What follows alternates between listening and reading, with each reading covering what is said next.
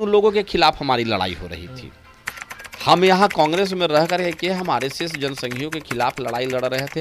वो चाहते थे कि कांग्रेस को और बिहार में डैमेज करें, तो डैमेज करें, और हम लोग चाहते थे कि नहीं कांग्रेस और मजबूत हो, और कांग्रेस को नेस्तनाबूद करना चाहते थे। तो वैसे लोगों के खिलाफ हम लोग लड़ाई लड़ रहे थे। उन लोगों ने कहा कि देखिए, जिनको अगर मान लिया इस तरीके से लड़ाई लड़नी है, और जिनको बहुत मनुवाद, ब्राह्मणवाद या देश के शिक्षा, गरीबी, बेरोजगारी, भूखमरी, चूँकि यहाँ अनुपातिक जो 90% के लोग हैं, SC ST OBC के लोग हैं, उनकी परिस्थितियाँ बहुत ज़्यादा। आप देख रहे हैं जनहित संदेश, मैं बी कुमार आप सभी का स्वागत करता हूँ। साथियों, अभी मौजूद हूँ जहानाबाद में। हमारे साथ बातचीत करने के लिए कांग्रेस के नेता अशोक प्रियदर्शी जी हैं।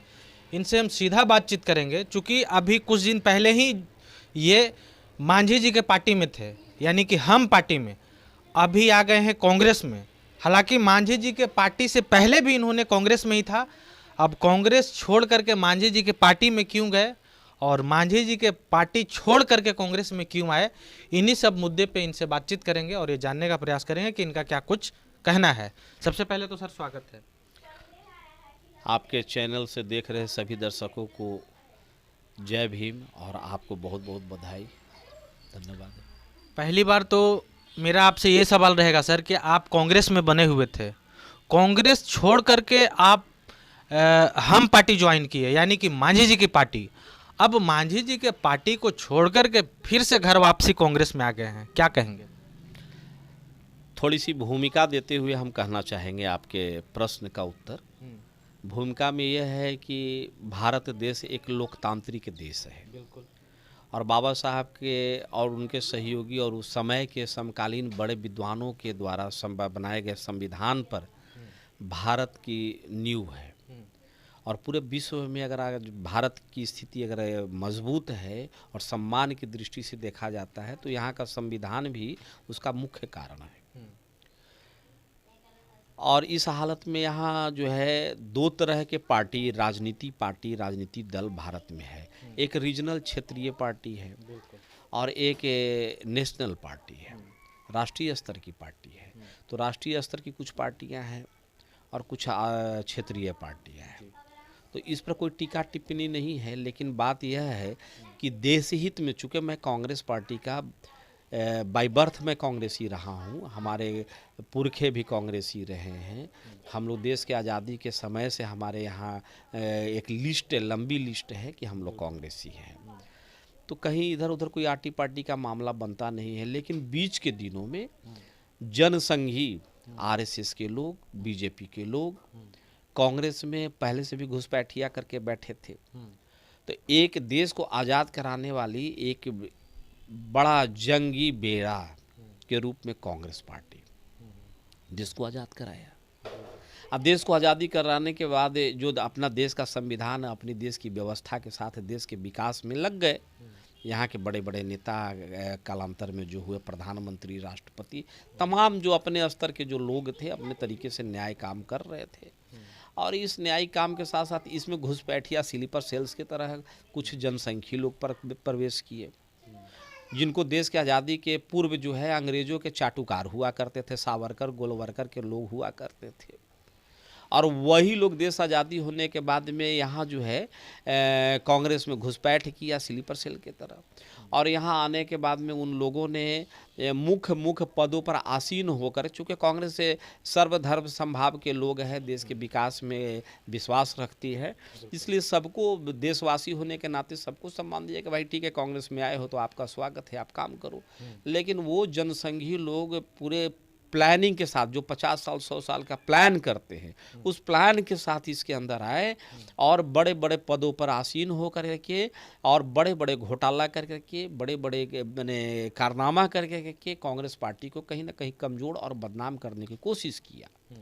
और जब पूर्णतः जब है कि कांग्रेस को जनता के बीच से बदनाम करने की उनकी कोशिश उनके हिसाब से जब पूरी हो गई, तो वो जंगी बेड़ा जो देश की आज़ादी के लिए, अब विकास के लिए जो कांग्रेस काम कर रही है या कर रही थी, उसके पीछे पीछे चुपके से एक चोर जहाज भी चल रहा था।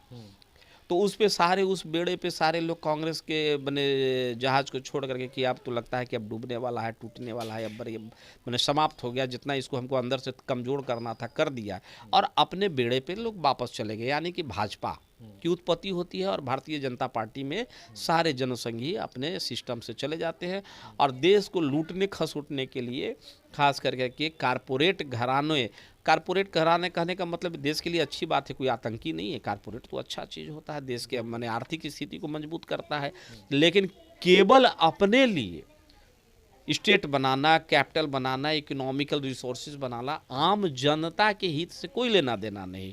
उन कारपोरेट घरानों के लिए एक अच्छा भारत की भूमि जो है बीजेपी ने देखा और महसूस किया और उन लोगों के लिए ये बनाया, आज काम कर रहा है। आम जनता यहाँ मर रही है। शिक्षा के स्तर में बुनियादी गिरावट हुई, आर्थिक दृष्टिकोण से सारे लोग बेरोजगार है। कहना आप तो पढ़े लिखे लोग, कई लोग दुकान खोल करके तरह तरह के व्यवसाय करके अपना जीवन यापन कर रहे हैं। बेरोजगारी का दम उनको झेलना पड़ रहा है, तो ना तो रोजगार रहा ना कुछ भी बचा। अब तो जितना इनको करना, आप कर क्या रहे हैं कि कारपोरेट घराने के जितने सारे जो कंपनी है, इंडस्ट्री है, फैक्ट्री है, उसमें उन लोगों को गुलाम बना करके, बंधुआ मजदूर बना करके उनके जो है सिस्टम को प्रयोग कर रहे हैं और कुपोषित कर रहे हैं देश को।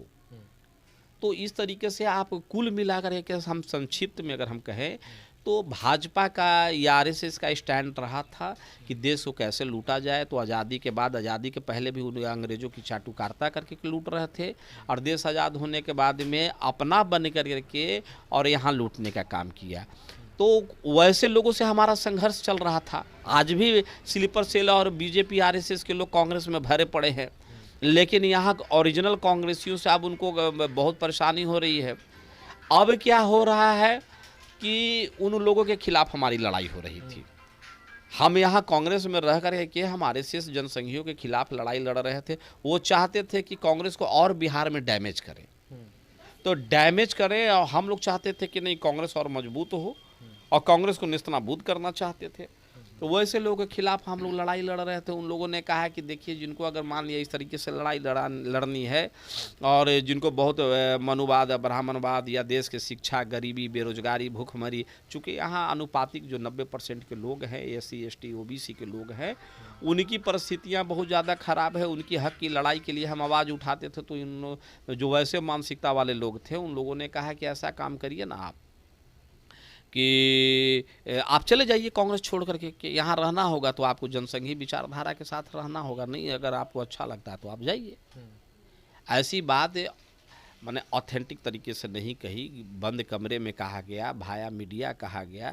तो हम लोग जैसे लोग भी मजबूर हो गए कि अब लगता है कि परिस्थितियां, राहुल गांधी जी हमारे जननायक, वो पूरे देश में हक हुकूक की लड़ाई लड़ रहे हैं, एकमात्र सिंगल नेता हैं जो अपने कांग्रेस के विचारधारा और महापुरुषों को और पूर्व के नेताओं के विचारधारा पर चल करके कांग्रेस को जिंदा करने की कोशिश कर रहे हैं। अब बिहार किसी कारण बस परिस्थितियाँ अनुकूल नहीं हो रही थी, तो हम लोग भी बड़ा परेशान थे। आज से कांग्रेसी लोग पलायन कर रहे थे, मजबूर होकर के टॉर्चर किया गया हमें। तो हमें लगा कि जीतन राम मांझी जी कम से कम एक शेड्यूल कास्ट के नेता हैं, तो उनके अंदर कुछ नैतिकता होगी, आरएसएस से अलग होंगे, चूँकि वो भी पुराने कांग्रेसी थे। जीतन राम मांझी जी पुराने कांग्रेसी थे, मंत्री थे। तो हमें लगा कि नहीं, कम से कम उनके अंदर उस तरह की कुछ भावनाएं रही होंगी। तो हम उनके साथ गए कि भाई परिस्थितियाँ, आप भी कांग्रेसी रहे हैं, आप भी मने अलग हो गए, तो इस परिस्थिति में हम आपके साथ आए हैं, ऐसी परिस्थितियाँ हैं। लेकिन उनके अंदर बिल्कुल जनसंघी विचारधारा घर कर गई। तो घर तो करेगी ही ना सर, चूंकि आप जिस वजह से कांग्रेस को छोड़े थे, आप ये बोल के छोड़े थे कि कांग्रेस के अंदर जो बने हुए लोग हैं पद पे, वो संघी विचारधारा के हैं, और कांग्रेस को छोड़ करके आप ज्वाइन किए हम पार्टी को। तो जाहिर सी बात है कि हम पार्टी अभी वर्तमान में बीजेपी के साथ में अलायंस में है, जाहिर सी बात है कि वो संघ के सपोर्ट में ही रहेगा। तो फिर आपने कहीं ना कहीं संघ का ही सपोर्ट किया हम पार्टी में जाकर के, यानी मांझी जी के साथ। अब तो हम बताएं कि देश में केंद्रीय पार्टी की बात है तो निश्चित तौर पे अपोजिशन तो भाई कांग्रेस है, बीजेपी है, देश में प्रमुख पार्टियां हैं, इसे इनकार नहीं किया जा सकता है। हम देश की आंतरिक सुरक्षा से लेकर के बड़े सारे पैमानों पर हम कभी मैंने परिस्थितियां बनती है तो साथ होना होता है। अभी देखिए पहलगांव के मामले पर हम लोगों ने सारे कांग्रेसी सारे विपक्ष से लगभग देश के सारे पार्टी लोगों ने मोदी जी को बिल्कुल छूट दिया कि आप जो है देश हित में आप जो निर्णय लेना है आप निर्णय ले सकते हैं, हम आपके साथ हैं। देश की सुरक्षा पर हम हमारा आंतरिक राजनीति को महत्व नहीं देते हैं। मांझी जी कभी कभी हमेशा बोलते हैं, कभी कुछ पक्ष में बोलते हैं, कभी कुछ बोलते हैं। बेचारे नीतीश जी का तो मानसिक हालत आप जान ही रहे हैं। लेकिन आदरणीय मांझी जी कभी कभी बड़ा कट्टरता के साथ में और प्रखरता के साथ में विरोध करते हैं कि मनुवाद, ब्राह्मणवाद, बाबा साहब, ये सब सारी बातों को लेकर के उनके कभी कभी खून में उबाल आता है। वो तो तब बोलते हैं जब एनडीए के खिलाफ होते हैं, अभी तो एनडीए के साथ है तो ऐसा कोई स्टेटमेंट उनका नहीं आता है मनुवाद के खिलाफ। आपको साल भर पहले के भी मैं उनका हम याद करवा देंगे कि पार्टी में रहते हुए भी वो बोलते हैं तो कभी दही चूड़ा खिलवा देते हैं, कभी जो है कि चूहा भी यानी खिलवा देते हैं। तो हमको लगा कि अब कम से कम बुजुर्ग हो गए हैं, अनुभवी हो गए हैं तो सही बात को रखेंगे, इसलिए हम उनके साथ गए थे। लेकिन उनके अंदर कहीं से भी मैंने बाबा साहब के सिद्धांत उनके अंदर दिखाई नहीं देता है, देश हित की बात दिखाई नहीं देता। उनके यहाँ केवल परिवारवाद है और वो केवल अपने परिवार के लिए और जनसंघियों की गुलामी करनी है तो उनकी भी गुलामी कर रहे हैं। हमको लगा ये तो गलत बात है। इसी क्रम में केंद्र ने बहुत बड़ा फैसला लेता है बिहार के कांग्रेस को मजबूत करने के लिए, तो फिर हम जैसे लोगों को सारे लोगों को सोचना हो गया कि नहीं चलो कांग्रेस को फिर से बिहार में मजबूत करने के लिए अगर केंद्र सोच रही है मजबूती के साथ, राहुल जी का लगातार दौरा जब बिहार में होना शुरू हो गया तो फिर हम लोग वापस कांग्रेस में आकर के फिर कांग्रेस को मजबूत करने के लिए, और हम लोगों ने यह निर्णय लिया कि नहीं दुश्मनों के खेमा में जाकर के दुश्मनों से पार नहीं पाया जा सकता है। कम से कम हम कांग्रेस के अंदर जो हमारे दुश्मन बैठे हैं उसको तो हम यहाँ से हटा सकते हैं। तो हमारा घर है और घर में थोड़ी बहुत नाराज़गी हो जाती है, आपस में थोड़ी बहुत नाराज़गी किसी बात को लेकर के, इसी बात को लेकर के, किसी अन्य बात को लेकर के नहीं, विचारधारा की लड़ाई को लेकर के हुई थी। फिर उसके बाद में स्थितियाँ परिस्थितियाँ सामान्य हुई। तो यह मानवीय नेचर है कि जब परिस्थितियाँ अनुकूल होती है लोग घर छोड़ करके चले जाते हैं, और फिर जब घर की परिस्थितियाँ सामान्य होती है तो आदमी आते हैं। तो हमारे घर के अंदर भी कुछ आरएसएस जनसंघी विचारधारा के लोग पनप रहे हैं, आज भी हैं, उनके खिलाफ लड़ाई होते रहती है। लेकिन हम लोगों ने भी निर्णय लिया कि नहीं, गुस्से में हम अपना घर क्यों छोड़ देंगे, हम अपना देश क्यों छोड़ देंगे, हम अपने देश की तबाही की ओर क्यों ले जाएंगे।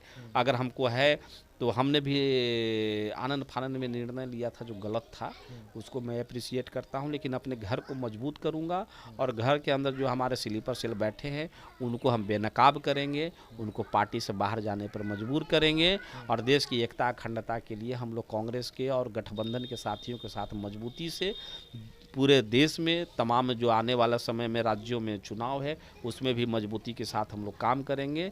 और अपनी जो थोड़ी बहुत आरएसएस जनसंघियों की वजह से हमारी जो कुछ प्रतिष्ठा धूमिल हुई है पब्लिक के बीच में, हम उसको पुनः वापस मजबूती के साथ पब्लिक के विश्वास को लेने का प्रयास कर रहे हैं। चलिए, तो ये थे अशोक प्रियदर्शी। इन्होंने अपनी बात को बहुत ही बेबाकी तरीके से रखा है। ये वीडियो कैसा लगा कमेंट करके जरूर अपनी प्रतिक्रिया दीजिएगा। बाकी मिलते हैं किसी दूसरे खबरों के साथ, तब तक के लिए धन्यवाद।